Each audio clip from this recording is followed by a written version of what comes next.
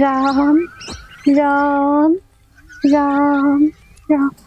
না না মহাত্মা, এই ফুল মারাবেন না। এই ফুল আমি আমার রামের জন্য বিছিয়েছি।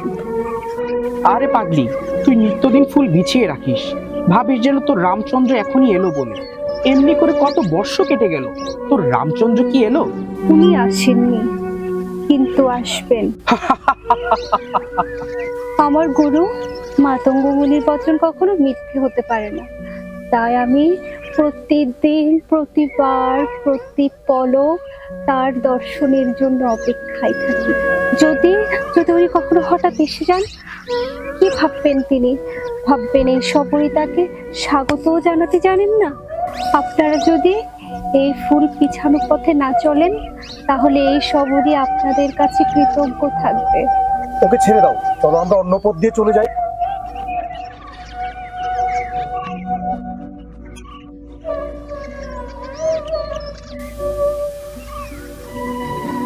আমার তো মনে হয় সবরই পাগল হয়ে গেছে।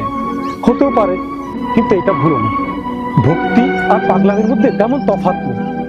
সাংসারিক দৃষ্টিতে দেখলে ভক্তকে তো পাগলের মতোই দেখায়।